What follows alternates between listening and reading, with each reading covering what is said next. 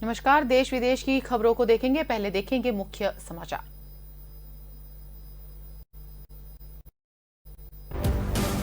देश में बीते 24 घंटों में कोरोना के केस में मामूली कमी। रविवार को 36,028 नए मरीज मिले, 39,828 मृत्यु हुए और 447 संक्रमितों ने जानें गंवाई। भारत के चीफ जस्टिस यानी कि सीजेआई एनवी रमन्ना ने रविवार को एक बयान देकर पुलिस स्टेशन में होने वाले मानव अधिकारों के उल्लंघन पर सवाल खड़ा किया। प्रधानमंत्री नरेंद्र मोदी 10 अगस्त को प्रधानमंत्री उज्ज्वला योजना के दूसरे चरण की करेंगे शुरुआत।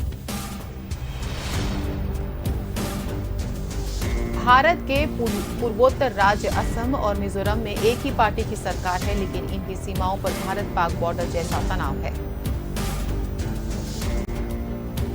5 साल पहले ओडिशा में पेंटिंग का काम करने वाले नारायण चंद्र ओझा के मन में कैंसर मरीजों की सहायता करने का ख्याल आया और उन्हें सफलता मिली। तो अब देखेंगे कौन सी है बड़ी खबरें, जिसमें सबसे पहले बात करेंगे संसद के मॉनसून सेशन की, कि जहां संसद के मॉनसून सेशन के आखिरी हफ्ते का कामकाज शुरू हो गया है। बीते 3 हफ्तों में लोकसभा और राज्यसभा की कार्रवाई काफी हंगामेदार रही है। चौथे हफ्ते के पहले दिन भी शोर शराबे का सिलसिला जारी और विपक्षी दल जासूसी कांड, 3 नए कृषि कानून और महंगाई के मुद्दों पर हंगामा हो रहा है। वे इन मसलों पर चर्चा करने की मांग कर रहे हैं, जबकि सरकार का कहना है कि विपक्ष संसद नहीं चलने देना चाहती। लोकसभा में 127वां संविधान संशोधन विधेयक पास हो गया है। ये राज्यों को ओबीसी लिस्ट बनाने का अधिकार देता है। इसके अलावा निचले सदन में विपक्ष के हंगामे के बीच 3 और बिल पास हुए।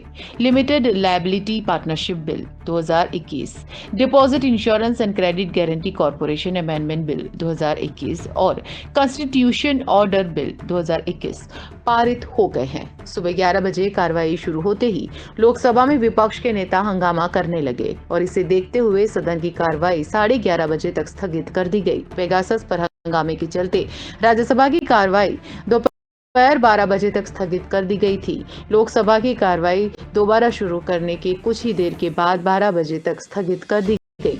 दूसरी ओर 12 बजे दोबारा शुरू होने के बाद राज्यसभा की कार्रवाई दोपहर 2 बजे तक स्थगित कर दी गई। हंगामे के चलते लोकसभा की कार्रवाई 12:30 बजे तक स्थगित कर दी गई है। कांग्रेस सांसद मनीष तिवारी ने लोकसभा में पेगासस प्रोजेक्ट पर चर्चा के लिए स्थगन प्रस्ताव नोटिस भेजा है और वहीं कांग्रेस सांसद दीपेंद्र सिंह हुड्डा ने राज्यसभा में किसानों के प्रदर्शन को लेकर सस्पेंशन ऑफ बिजनेस नोटिस भी दिया। सेशन के आखिरी हफ्ते के पहले दिन ही सरकार कई अहम विधेयक पास कराने की तैयारी में है। सदन में राज्यों को ओबीसी सूची बनाने का अधिकार देने वाला 127वां संविधान संशोधन विधेयक पेश होगा। माना जा रहा है कि कोई राजनीतिक दल आरक्षण संबंधित इस विधेयक का विरोध नहीं करेंगे और जिससे वे आसानी से पास हो जाएगा। ब्यूरो रिपोर्ट, के न्यूज नेशनल। पश्चिम बंगाल की मुख्यमंत्री ममता बनर्जी ने केंद्रीय गृह मंत्री अमित शाह पर बड़े आरोप लगाए हैं। उन्होंने कहा कि हाल ही में उनके भतीजे और तृणमूल कांग्रेस के राष्ट्रीय महासचिव अभिषेक बनर्जी समेत अन्य छात्र नेताओं पर हुए हमले के लिए अमित शाह जिम्मेवार हैं। उन्होंने ये भी कहा कि इन सभी हरकतों से डरने वाली वे नहीं हैं और उन्होंने भाजपा शासित त्रिपुरा में अभिषेक और अन्य नेताओं पर अलग अलग जगह पर हुए हमलों के एक दिन बाद ये आरोप अमित शाह पर लगाया है। त्रिपुरा में 2023 में होने वाले विधानसभा चुनाव से पहले टीएमसी अपनी जमीन तलाशने की कोशिश कर रही है। कोलकाता के अस्पताल में इलाज करा रहे घायल कार्यकर्ताओं से मिलने के बाद ममता ने कहा कि बीजेपी त्रिपुरा, असम, उत्तर प्रदेश और जहां भी उनकी सरकार है वहां अराजकता फैला रही है। हम अभिषेक और अन्य पार्टी नेताओं पर हुए हमलों की कड़ी निंदा करते हैं और ऐसे हमले केंद्रीय गृह मंत्री के सपोर्ट के बिना मुमकिन नहीं है। त्रिपुरा पुलिस के सामने हुई इस घटना के पीछे उनका ही हाथ है और इसीलिए पुलिस पूरी घटना के दौरान मूक दर्शक बनी रही। त्रिपुरा के मुख्यमंत्री में इस तरह के हमलों का आदेश देने का दुस्साहस नहीं है। पिछले दिनों टीएमसी के 3 युवा नेता दिग्वांशु भट्टाचार्य, सुदीप राहा और जया दत्ता पार्टी के नाम से त्रिपुरा गए थे और इसी दौरान रास्ते में रोककर इन लोगों पर हमला किया गया। युवा नेताओं ने आरोप लगाया कि उनकी कारों को अंबासा रोड पर रोका गया और उस पर हमला किया गया। उन्होंने ये भी आरोप लगाया कि अगरतला के बाद धर्मनगर में गोलियां चलाई गईं और एक टीएमसी कार्यालय में तोड़फोड़ भी की गई। पिछले दिनों अभिषेक बनर्जी को भी काले झंडे दिखाए गए थे। आरोप है कि बीजेपी कार्यकर्ताओं ने उनकी कार पर डंडे से हमला किया था और पुलिस ने मामला दर्ज कर जांच शुरू कर दी है। इसी के बाद राज्य के खोवई जिले में तृणमूल के 14 नेताओं और कार्यकर्ताओं को कोरोना नियमों का उल्लंघन कराने के आरोप में गिरफ्तार किया गया और इनमें बीजेपी कार्यकर्ताओं के कथित हमलों में घायल कार्यकर्ता भी शामिल हैं। पार्टी की त्रिपुरा इकाई के प्रवक्ता आशीष लाल सिंह ने कहा कि टीएमसी कार्यकर्ताओं को खोवई में सीजेएम अदालत में पेश किया गया, जहां से उन्हें जमानत दे दी गई।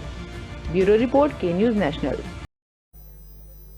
और अब बात करेंगे पंजाब की। पंजाब के अमृतसर में पुलिस ने पाकिस्तान सीमा से सटे अमृतसर के गांव डालेके से एक टिफिन बम बरामद किया है और जिससे यहां हलचल मच गई। ये बम सीमा पार से ड्रोन के माध्यम से फेंका गया है और बम मिलने के बाद पुलिस और सुरक्षा एजेंसियां भी यहां सतर्क हो गई हैं। डीजीपी दिनकर गुप्ता का कहना है कि इसमें 2 किलो आरडीएक्स था और इसमें स्विच मैकेनिज्म वाला टाइम बम था।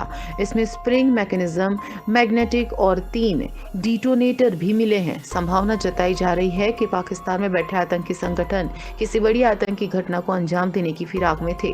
डीजीपी दिनकर गुप्ता ने कहा कि पिछले 4 महीने में सीमा पार से क्रॉस बॉर्डर गतिविधियां बढ़ी है। पंजाब पुलिस केंद्र की एजेंसी से संपर्क में है। डीजीपी ने लोगों से अपील की है कि कोई भी संदिग्ध वस्तु दिखने पर 112 पर फोन करें। डीजीपी ने बताया कि पुलिस को 7 और 8 अगस्त की रात को सूचना मिली थी कि सरहद पार से ड्रोन आते देखा गया है। ड्रोन से कुछ गिरने की आवाज आई थी। पुलिस को 7 थैलियों में आईईडी, हैंड ग्रेनेड और बंदूक की गोलियां भी मिली हैं। बता दें, सीमा पर पिछले कुछ समय से ड्रोन से गतिविधियां बढ़ी हैं और पहले भी सीमा पर ड्रोन से हथियार फेंके जाते हैं। पाकिस्तान में बैठे आतंकियों के हर मंसूबों को भारतीय सुरक्षा बलों व पंजाब पुलिस ने नाकाम किया है। पंजाब के डीजीपी ने लोगों से कहा कि वे सतर्क रहें। किसी भी तरह की संदिग्ध वस्तु या व्यक्ति के दिखने पर पुलिस को तत्काल इसकी जानकारी दें। वहीं पुलिस ने स्वतंत्रता दिवस पर कोई गड़बड़ी न फैले, इसके मद्देनजर पहले ही सुरक्षा चौकस कर दी। ब्यूरो रिपोर्ट, के न्यूज नेशनल। फिलहाल लेंगे एक ब्रेक। आप जुड़े रहिए के न्यूज के साथ।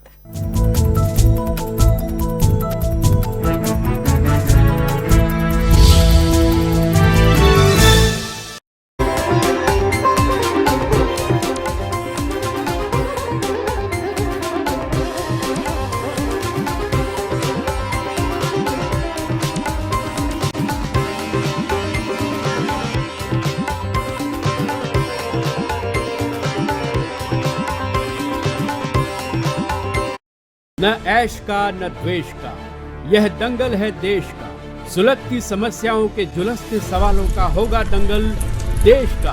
प्रशासन के प्रश्नों को लेकर होगा दंगल देश का। शिक्षा, स्वास्थ्य, समाज, कानून और व्यवस्था के आज क्या है हालात। सोमवार से शुक्रवार रोज रात 8 बजे जलपा क्षत्रिय के साथ दंगल देश का। दिल का परिंदा उड़ चला, अंदाज अपना मन चला, खुद की तो सुन ले, जी भर के जी ले, रुकना ना तू अब ठहर। Lyra, Lyra, anytime, anywhere. Lyra, Lyra, everybody loves to wear. Lyra, anytime, anywhere. Break के बाद आपका दोबारा स्वागत है। बात करेंगे असम और मिजोरम की कि जहां सीमा विवाद बिगड़ा है और सीमा विवाद को लेकर 9 अगस्त को राजधानी दिल्ली में एक बैठक भी हुई थी। रिपोर्ट्स के मुताबिक असम के मुख्यमंत्री हिमंत बिस्वा और असम मिजोरम सीमा विवाद को लेकर प्रधानमंत्री मोदी से वो मुलाकात भी कर चुके हैं और इस पर काफी विवाद अब छिड़ चुका है। असम मिजोरम सीमा विवाद को लेकर 9 अगस्त को राजधानी दिल्ली में एक बैठक हुई। खबर यह भी है कि केंद्रीय स्वास्थ्य मंत्री मनसुख मांडविया से भी मुलाकात करेंगे। बता दें कि सीएम किन्हीं कारणों के चलते अमित शाह से नहीं मिल पाए।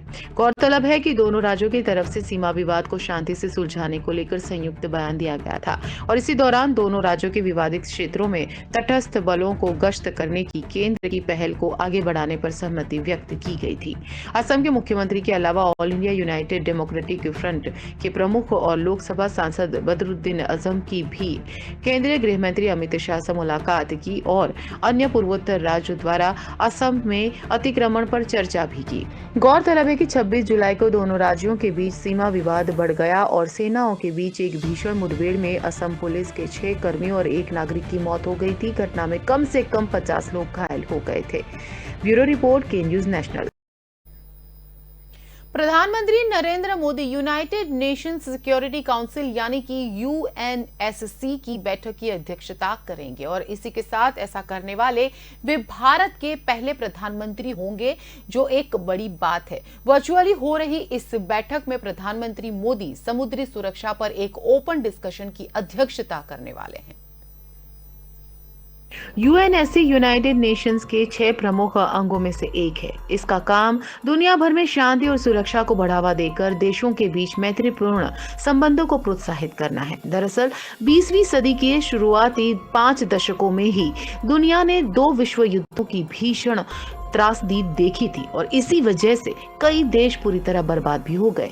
पूरी दुनिया में अशांति का माहौल था। एक ऐसी संस्था की मांग उठने लगी थी जो देशों के बीच शांति और सुरक्षा बढ़ाने की दिशा में काम करे और इसी के बाद संयुक्त राष्ट्र सुरक्षा परिषद की स्थापना हुई। सुरक्षा परिषद की पहली बैठक 17 जनवरी 1946 को हुई। गठन के समय सुरक्षा परिषद में 11 सदस्य थे और जिसे 1965 में बढ़ाकर 15 कर दिया गया है। सुरक्षा परिषद की पहली बैठक 17 जनवरी 1946 को हुई थी। गठन के समय सुरक्षा परिषद में 11 सदस्य और 1965 में उसे बढ़ा दिया गया। सुरक्षा परिषद में कुल 15 सदस्य देश हैं और जिन्हें स्थायी और अस्थायी सदस्यता दी गई है। अमेरिका, ब्रिटेन, फ्रांस, रूस और चीन 5 स्थायी सदस्य हैं। स्थायी सदस्यों के पास वीटो पावर होता है। स्थायी सदस्य इसका इस्तेमाल कर किसी भी प्रस्ताव को पास होने से रोक सकते हैं। इनके अलावा सुरक्षा परिषद में 10 अस्थायी सदस्य होते हैं। इन अस्थायी सदस्यों का चयन क्षेत्रीय आधार पर किया जाता है। अफ्रीका और एशियाई देशों से 5, पूर्वी यूरोपीय देशों से 1, लैटिन अमेरिकी और कैरेबियाई देशों से 2 और पश्चिमी यूरोपीय और अन्य 2 देशों का चयन भी किया जाता है। ब्यूरो रिपोर्ट, के न्यूज नेशनल। तो प्रधानमंत्री 10 अगस्त को प्रधानमंत्री उज्ज्वला योजना के दूसरे चरण की योजना की शुरुआत करेंगे, जिसमें वे वीडियो कॉन्फ्रेंसिंग के जरिए उत्तर प्रदेश के महोबा जिले में लाभार्थियों के गैस कनेक्शन उनको देंगे और साथ ही प्रधानमंत्री लाभार्थियों से वर्चुअली बात भी करेंगे। सरकार की उज्ज्वला योजना में एलपीजी कनेक्शन के अलावा पहले सिलेंडर की रिफिलिंग भी फ्री होगी और इसके अलावा गैस चूल्हा भी मुफ्त में दिया जाएगा। साथ ही योजना का लाभ लेने के लिए जरूरी पेपर वर्क को भी कम कर दिया गया है। प्रधानमंत्री कार्यालय ने बताया कि उज्ज्वला 2 यानी कि उज्ज्वला की ये दूसरी योजना का लाभ लेने के लिए प्रवासियों को राशन कार्ड और एड्रेस प्रूफ जमा करने की जरूरत नहीं होगी। जरूरतमंद परिवार अब खुद के द्वारा स्थापित आवेदन देकर भी इस योजना का लाभ ले सकेगा और इससे प्रधानमंत्री के विजन को आगे बढ़ाने में मदद मिलेगी। 2021-22 वित्तीय वर्ष में इस योजना के तहत 1 करोड़ एलपीजी कनेक्शन बांटने के लिए अलग से फंड जारी किया गया। ये कनेक्शन कम आय वाले उन परिवारों को दिए जाएंगे जो उज्ज्वला योजना के पहले चरण में शामिल नहीं हो सके थे। उज्ज्वला योजना 1 यानी कि पहली योजना का शुभारंभ 2016 में किया गया था, जिसके तहत 5 करोड़ गरीब परिवार महिलाओं को गैस कनेक्शन बांटने का लक्ष्य था और इसके बाद 2018 में ये योजना को आगे बढ़ाते हुए 7 और कैटेगरी की महिलाओं को इसका लाभ देना शुरू किया गया था। इसमें अनुसूचित जाति, अनुसूचित जनजाति, अंत्योदय अन्न योजना, अति पिछड़ा वर्ग, चाय बागान वर्कर, वनवासी और द्वीपों में रहने वाले लोगों को भी शामिल कर दिया था। ब्यूरो रिपोर्ट, के न्यूज नेशनल। और अब बात करेंगे लियोनेल मेसी। जी हां, दुनिया के सर्वश्रेष्ठ फुटबॉलर लियोनेल मेसी की आंखों में जब आंसू आ गए तो उनके चाहक वर्ग ने भी शायद रो दिया होगा। इन आंसुओं की वजह है अर्जेंटीना के इस स्टार फुटबॉलर का स्पेनिश फुटबॉल क्लब बार्सिलोना को छोड़ना। मेसी 13 साल की उम्र में क्लब से जुड़े थे और 21 साल से इसी क्लब की ओर से खेल रहे थे। दरअसल बार्सिलोना की टीम को भारी वित्तीय संकट से जूझना पड़ रहा है। क्लब पर 8,000 करोड़ रुपए का कर्ज है और जबकि मेसी की 2017 में क्लब से आखिरी डील करीब 4,900 करोड़ रुपए की हुई थी। क्लब इकोनॉमिक कंडीशन को देखते हुए आगे की डील नहीं कर सकता था और जिसकी वजह से मेसी का करार खत्म करना पड़ा। रविवार को क्लब की ओर से मेसी के लिए विदाई समारोह था। कैंप नाउ स्टेडियम में हुए इस फेयरवेल में मेसी अपने जज्बातों पर काबू नहीं रख पाए थे और वे रोने लगे। उन्होंने कहा, बार्सिलोना में मैं मेरा घर जैसा महसूस करता हूं। यहां पर 21 साल बिताने के बाद इसे छोड़ना मेरे लिए काफी मुश्किल है। कभी सोचा नहीं था कि ऐसा भी दिन आएगा। मैं इसके लिए तैयार नहीं था, पर स्पेनिश लीग के वित्तीय नियमों के कारण क्लब के साथ मेरा कॉन्ट्रैक्ट आगे जारी रखना संभव नहीं था। हालांकि मुझे भरोसा था कि मैं क्लब के साथ बना रहूंगा। मैंने सैलरी को 50% कम करने का भी ऑफर दिया, पर प्रशासन से बात नहीं बन पाई। मेसी स्पेन की बार्सिलोना क्लब को छोड़ने के बाद अब फ्रांस के football club Paris Saint Germain की ओर से खेलेंगे। रिपोर्ट्स के मुताबिक उनका फ्रांस की क्लब पेरिस सेंट जर्मेन के साथ 3 साल का कॉन्ट्रैक्ट हुआ है और इसे 1 साल के लिए बढ़ाने का भी विकल्प है। उन्हें कंपनी प्रति सीजन 35 मिलियन यूरो यानी कि 305 करोड़ रुपए सैलरी देगा। ब्यूरो रिपोर्ट, के न्यूज नेशनल। तो ये थी अब तक की देश विदेश की बड़ी खबरें। इसी के साथ मुझे दीजिए इजाजत, फिर होगी मुलाकात। नमस्कार।